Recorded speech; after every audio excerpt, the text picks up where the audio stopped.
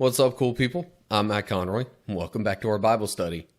Okay, so now we've got Leviticus 9, and I guess we're kind of skipping ahead because the priests got ordained, and they were supposed to spend a week at the entrance to the tabernacle before really getting into their priestly duties. And now we're getting into, after that, and they finally get started with things. So, Leviticus chapter 9.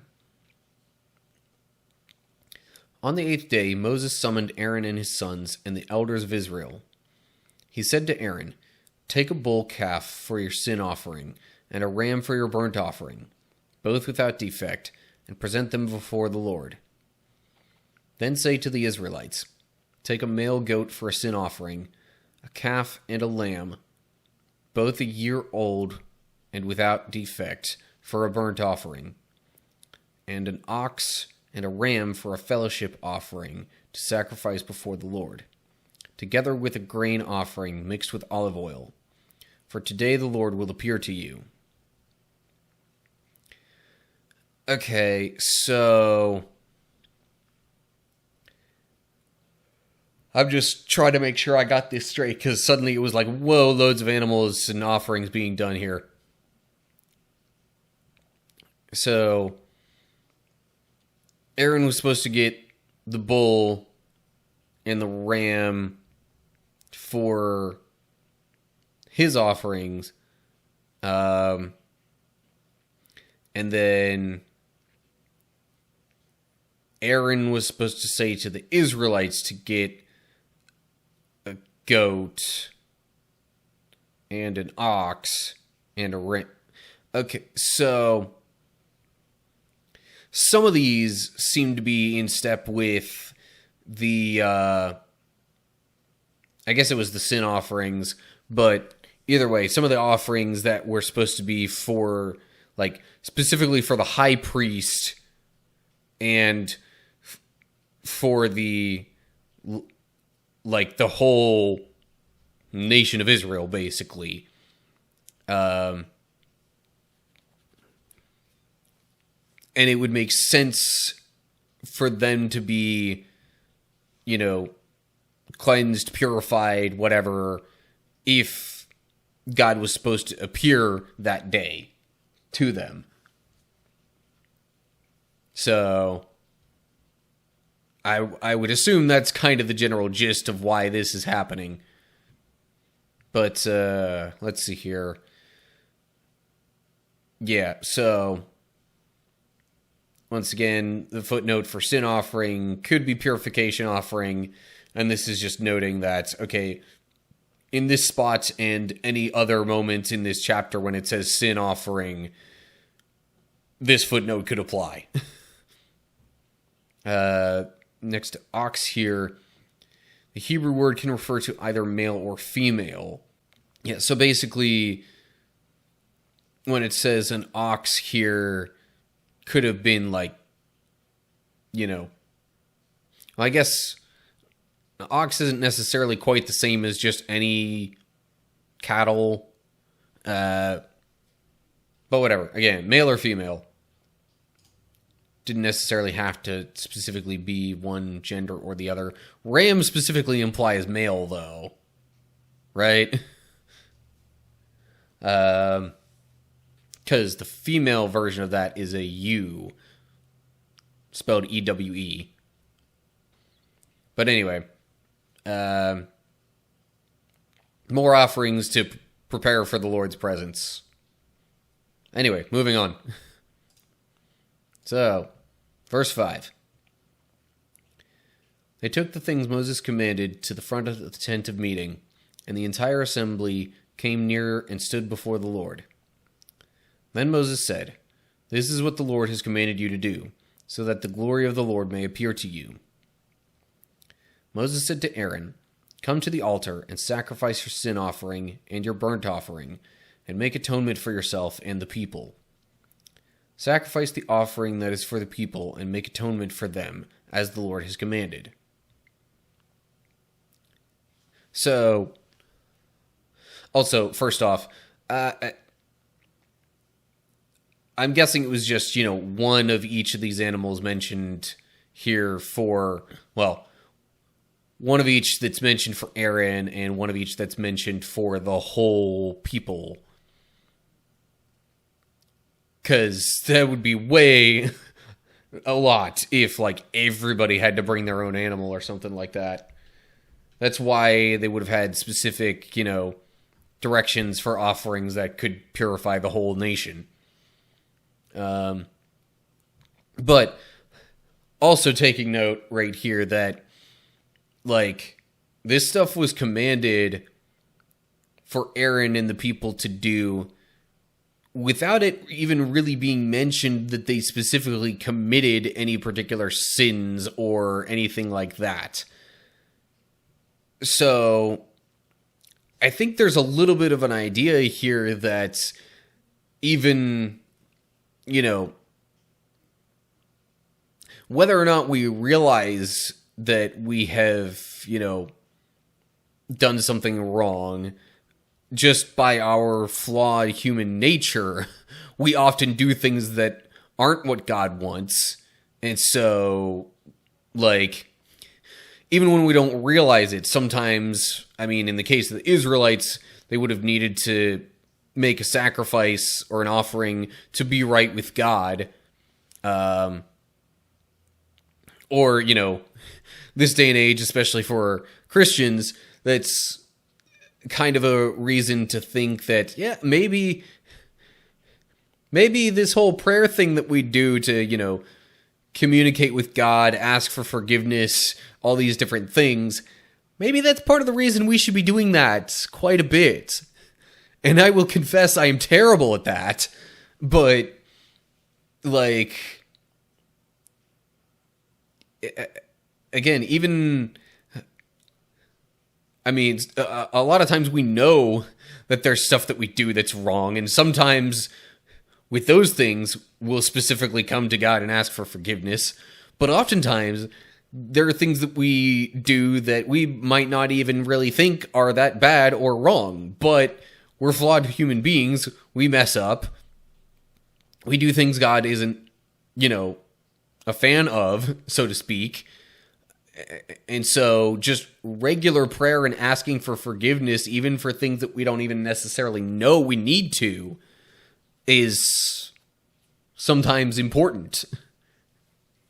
But that's just me kind of extrapolating from this and what's really more so not mentioned here. But anyway, okay. I think it's time to move along to verse 8. So Aaron came to the altar and slaughtered the calf as a sin offering for himself. His sons brought the blood to him, and he dipped his finger into the blood and put it on the horns of the altar. The rest of the blood he poured out at the base of the altar. On the altar he burned the fat, the kidneys, and the long lobe of the liver from the sin offering, as the Lord commanded Moses. The flesh and the hide he burned up outside the camp. Then he slaughtered the burnt offering. His sons handed him the blood, and he splashed it against the sides of the altar. They handed him the burnt offering piece by piece, including the head, and he burned them on the altar. He washed the internal organs and the legs and burned them on top of the burnt offering on the altar. So, again, with the past couple of chapters, it has mentioned, like, burnt offerings going kind of piece by piece.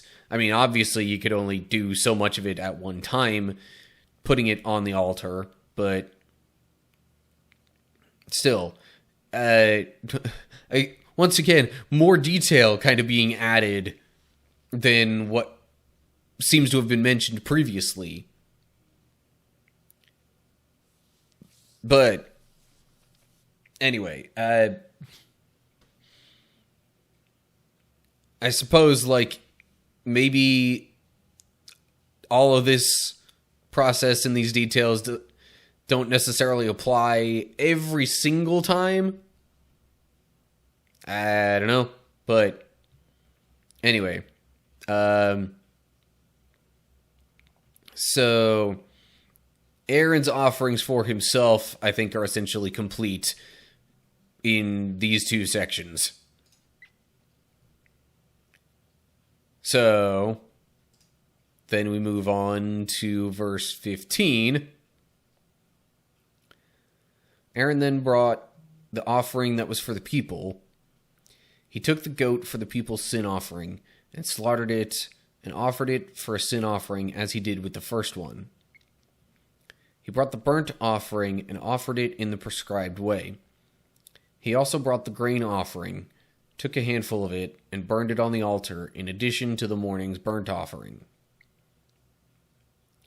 Okay, so the people had a grain offering in addition to the sin offering and burnt offering. And as it said, those were done pretty much the same way as what Aaron did for his own offerings. Which means that maybe all those little details do happen all the time, and it just wasn't described earlier. I guess, previously it was just more so like, hey, here's the commandment, here's the letter of the law, but now it's getting into, like, what's happening, how it's being done, and maybe some of the practical details of how that happened that, basically would have needed to happen for the prior instructions to really actually, come to pass in any sort of practical way. I don't know. Anyway. Okay. Moving along to verse 18. I could probably stop scrolling down now. Don't need to go that far. Okay. Verse 18. He slaughtered the ox and the ram as the fellowship offering for the people. His sons handed him the blood, and he splashed it against the sides of the altar.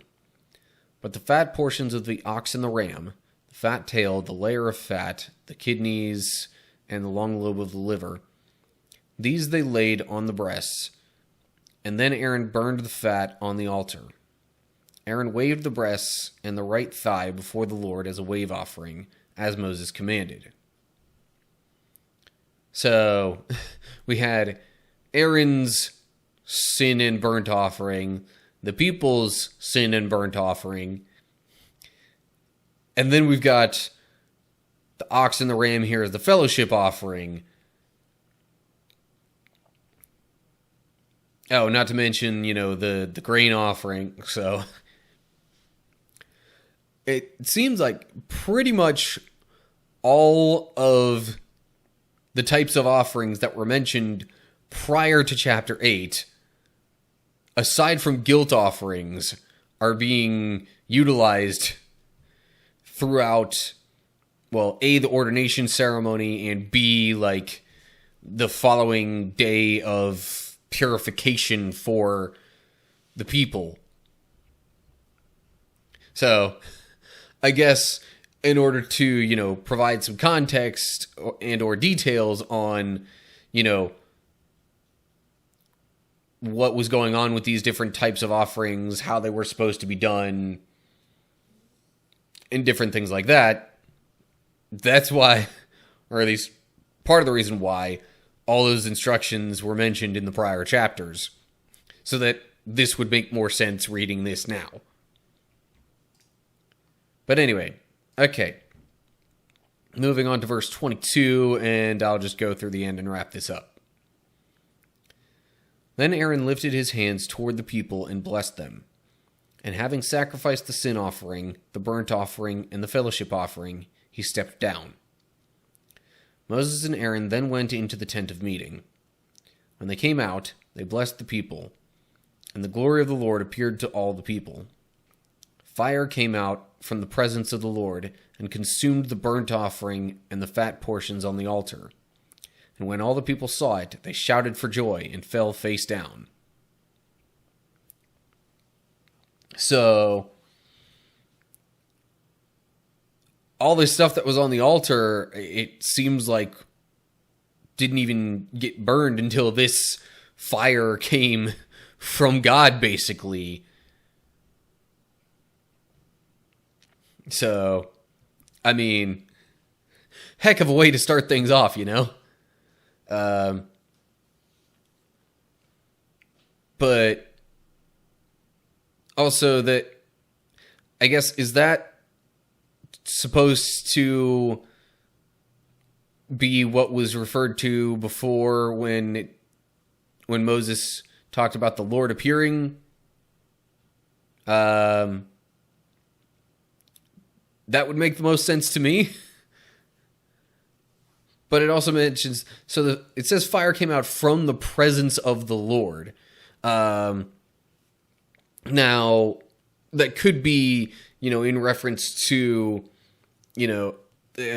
previously it talked about God's presence being with the Israelites by way of, like, a cloud by day, and then there would be, like, fire within the cloud at night. So maybe that cloud that signified God's presence, it's saying that is where this fire came from. That seems quite likely, to me at least. And also makes me wonder if, Aaron, because it says Moses and Aaron went into the tent of meeting, which was generally supposed to be where God's presence was, if I'm remembering correctly. So, whereas before it was usually just Moses going in there to talk with God, this kind of brought Aaron into it as well and initiated his, time or his role as, representative of God to the people and representing the people to God, but basically as the one who would be the main go-between, especially when it came to, offerings and things like that. So it would seem to me that, Moses and Aaron went into the tent of meeting to meet with God. And then when they came out, they had a blessing from God for the people. And then God was like, all right, the blessing has been pronounced. Let's get this thing rolling. Whoosh, fire. And then the offerings were burnt up. So anyway, I think that'll about do it for chapter 9 here. Okay, so that's going to do it for this one. So Aaron basically had to perform a bunch of offerings, some for himself and some for the whole rest of Israel, to kind of prepare for God's presence being with them, and specifically him being there in the midst of that, I think. But basically, now they're officially ready to start, like, a new era of interactions with God. Bunch of rules have been set out, the ways to do the offerings has been officially established. Aaron and his sons have been ordained as priests and went through their week of kind of, preparation. And now they're ready to finally utilize the tabernacle and all those things that come with it. But anyway, that's going to do it for now. So, as always, like and share if you enjoyed the video. Subscribe and click the bell to get updates when I post new videos. Look down in the description to get info on other social media pages and how to find and follow those and all that good stuff, including my Twitch channel. If you want to leave your comments and interact live as I'm going through these, it'll be over there on Twitch Saturdays, sometime around 4 p.m., generally speaking, unless my schedule changes significantly to make that not a possibility. But for the time being, that's how it works. Anyway, other than that, just leave comments down below with any thoughts you have. So yeah, that's it. Hope you're all doing well. Hopefully I'll see you for the next one. But until then, stay cool, people.